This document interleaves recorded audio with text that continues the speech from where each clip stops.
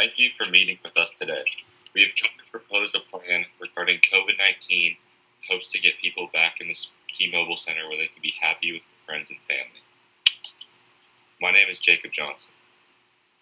My name is Zoe Hartman. I'm Sydney Herbeck. So the T-Mobile Center, previously known as the Sprint Center, opened October of 2007 and revolutionized the entertainment experience in Kansas City. It began being built in the 1990s. It's a dome-shaped venue that seats 18,972 people. It is used to host events such as concerts, sporting events, and Disney on Ice. The T-Mobile Center has hosted around 1,000 events since opening and had more than 10 million people visit over the years. The outside is covered in glass windows and is made up of 2,400 individual glass units. It takes up 139,932 square feet of downtown Kansas City and is 110 feet tall. It is also next to the Power and Light District that hosts large gatherings for sporting events. The T-Mobile Center is a great source of entertainment in the Kansas City area. So we know that the target market for the T-Mobile Center includes a very large audience. Most people fit into this category. Since the type of entertainment the center provides includes a very wide variety, it allows the target market to be much larger than most businesses. If we want to narrow down the target market, we would have to choose the group of people based on the event that is taking place. Because things like the Disney on Ice will have very different target markets than the newest popular rap artists. Because for Disney on Ice, people such as younger kids and adults will be going. But rap artists will probably be more in the age range of like 12 to 25. You can also target people based on like the metrics of the event they're attending, because people in different areas are going to want to attend like rodeos and basketball games and stuff like that. So it's important to consider our target market when advertising tickets. COVID has also had a huge impact on the T-Mobile Center. Since the pandemic started, the T-Mobile Center has had a major financial setback. They've had no events during the beginning of quarantine because the entertainment business is not essential. Due to the fact of this, the T-Mobile Center was shut down. With large gatherings and group events being advertised against, it's hard for the T-Mobile Center to go out with business as normal. Many people are worried about the large exposure to large groups of people and would rather substitute the T-Mobile services with other entertainment online, such as YouTube. Another thing they like about YouTube instead of the T-Mobile Center is that it's a lot cheaper of an activity. Not being able to host any events during this time has affected the revenue of the T-Mobile Center and the operating costs, which exceed what they are bringing in. As things start to open up now, the T-Mobile Center has been planning events to host. However, most recently, all the events have been canceled due to COVID-19 not being friendly with people's thoughts. We then took a survey of some of our peers, and here are some of the results. So the first survey we conducted, we asked people if they would be comfortable returning to the T-Mobile Center if there were COVID-19 regulations put in place. And as you can see here, the majority of people said yes, and the few who said no explained that they would not feel comfortable because they felt as if people would not follow the rules and regulations that we put in place and that they would be hard to enforce. The second thing that we took a survey on was what type of event people wanted to see at the T-Mobile Center. In this survey, the majority of people said music, a small portion said sports, and an even smaller portion said both. And then there were very few people who decided none and that they just didn't want to return at all. The third survey that we conducted had to do with if people would ever buy an e-ticket or a virtual ticket to one of our events. And the results as shown show that about 80% of people said no, and about 20% said yes. So this shows that we had to get people back in the T-Mobile Center to get profits going again. And the fourth survey that we conducted was asking people if they missed going to the T-Mobile Center. And as a result, about 85% of people said that they missed the T-Mobile Center with their friends and family, and only a slim 15% said no. With this being said, Our results show that when we asked what events people would like to see in the T-Mobile Center, almost 3/4 of participants said music, as this is very popular. The other 1/4 was mainly made up of sports. Our second survey asked participants if they would buy tickets to a virtual mobile event, and a little less than 1/4 of them said yes, and the rest said no.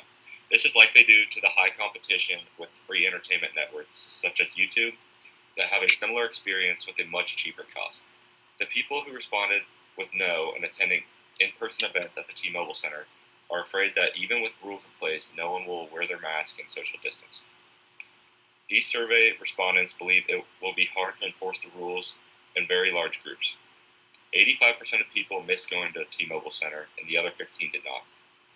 If we can find a way to safely return to host events, the data shows that people would be interested in the majority, as if they missed the events they are partaking in. So since most of our profits come from in-person events, we want to find a safe way for our consumers to come and attend activities at the T-Mobile Center again. So one way we're doing this is by implementing a seating chart, which we've made a visual of. Okay, so for seating changes, we obviously cannot be at full capacity due to COVID, so we have some seating suggestions. This includes having a row between each group of people, horizontally and vertically. We suggest only having one group of people per suite so that we lessen the risk of being around people you're not usually around, which will make you exposed to less people. And concessions will also be arranged by seating areas to reduce interaction, because we know that some people move around the whole stadium to get certain concessions and stuff, but we don't want that much mixing. So our visual shows that this would be one group of people, and there'd be a row above them in between these people and a seat between these people, just to make sure they're not mixing too much. And that goes for all groups of people. And then for suites, we'd have one group or family that are around each other outside of the Sprint Center too, so that we're not putting others at risk. And if they're already around each other outside, the risk for them is not as great. And then we also have implemented a timeline for other stuff that we want to do to take COVID precautions. So the first thing that we need to do to be able to open this T-Mobile Center obviously is set regulations, so we all have guidelines to follow. Some of these include mask policies, group numbers, and COVID testing. And then we need to make sure that we make all the consumers follow these so that everyone feels comfortable. So to ease the concern of consumers, it would be a good idea to make all attendees aware of guidelines and sign a contract or something before attending an event to make sure that they'll follow, and then we can remove them if they don't follow them. So that gives us the ability to do that. And then we also need to train staff to enforce these rules, because many don't know how to deal with certain COVID situations and stuff like that. We'll have to train them what to do if people aren't following the rules, how to deal with the cleaning standards and people sitting in the right places and stuff.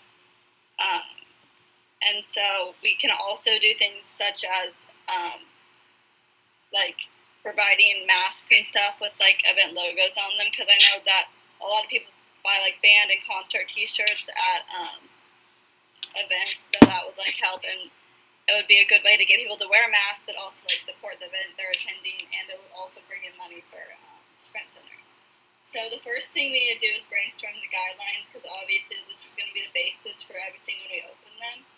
And then next we'll set specific guidelines. We'll have a meeting with everyone and make sure that everyone agrees with them and they'll work for the T-Mobile Center. Then we'll have to hire and train staff based on what we'll need and how many people are attending the event. Next, we can open ticket purchases and make sure that on the ticket purchases we have a contract or something where people can sign and say they'll agree to follow the guidelines and stuff. And this is important to have this done before ticket purchases so everyone's aware of it and knows it's happening. And then obviously before an event, you'll have to make the COVID merchandise, because you can't do that after. It'll have to be ready a couple days before to have it there.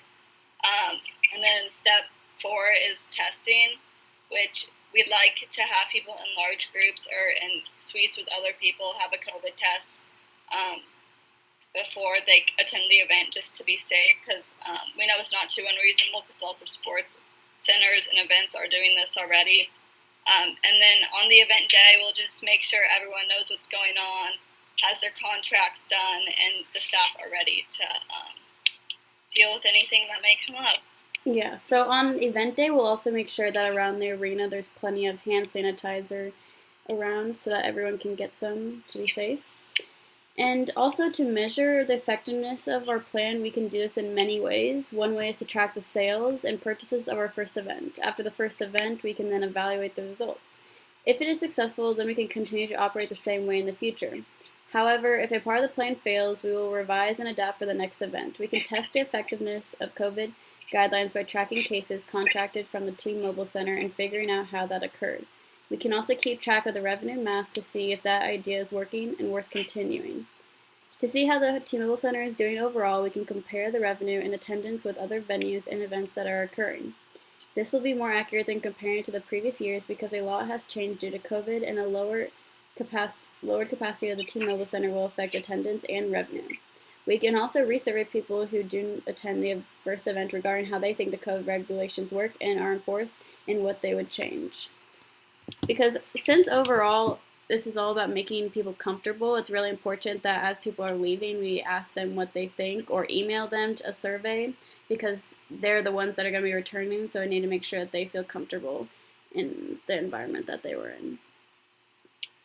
So we have another video to show you on how COVID has affected the T-Mobile Center and its consumers and stuff like that. This was the first real step in reopening for the live entertainment industry in Kansas City, but today Disney on Ice had to cancel its remaining shows all over a COVID outbreak. 41 Action News reporter Nick Starling talked with families who were frustrated over how the cancellation was handled. We spoke with several people expecting to see Disney on Ice here at the T-Mobile Center, but were disappointed after they found out that they had to be turned away because the Kansas City Health Department says there's a COVID-19 outbreak, canceling the rest of the tour. We were supposed to celebrate my daughter's 6th birthday. This is kind of like her special thing. This magical birthday gift was spoiled as Caitlin Bodemiller can't take her daughter to experience Disney on Ice. My kids are looking forward to it, so I'm just a little disappointed. We saw several families walk up to the ticket counter only to discover the show won't go on. We were never notified. We were never told anything, and I was pulling up the tickets and it said canceled. The time frame in which they told us it was canceled was kind of inconvenient. According to the Kansas City Health Department, at least 5 Disney on Ice staff contracted COVID-19. While the department conducts an investigation, they issued an order revoking the approval of gathering, therefore canceling the remaining 6 shows. I think maybe they should have had some extra staff on hand to fill in for people who might be sick. With so many young children excited to see this show, telling them what happened makes this even more difficult. Well, I had to tell her that Mickey Mouse got the coronavirus and he didn't want to get all his other friends sick. Reporting in Kansas City, Nick Starling, 41 Action News. So this is another example of how customer feedback is just so important because these customers didn't get notified soon enough, so we will know to do that in the future. But it also shows that it still is important for us to take COVID guidelines. And even though we know a lot of people wanted to attend this and were planning on going with their kids, it was best for the community and the T-Mobile Center for us to cancel the event. And we had to cancel the rest of them too because statewide guidelines, and we just have to follow those because we want everyone to be safe. So then we also have a budget, and the budget will include normal costs of running in any event, such as paying the performers, employees, food, and electricity and air conditioning, which those have always been costs that we've had any other year. But on top of that, we'll have to start re-advertising through social media and billboards just because not many people will be aware that stuff is happening at the T-Mobile Center just because it hasn't been going on for so long. We also need to spend money on COVID testing for employees and staff, performers, stuff like that. And then there might be extra associated costs with printing masks and stuff. And then obviously we might lose a little money because the capacity's not as big, but we have to do that to open it all. So. And then lastly, we just want to thank you again for taking time out of your day to meet with us. We hope you review our proposal, and we hope to see fans and family and friends back in the T-Mobile Center very soon. Thank you.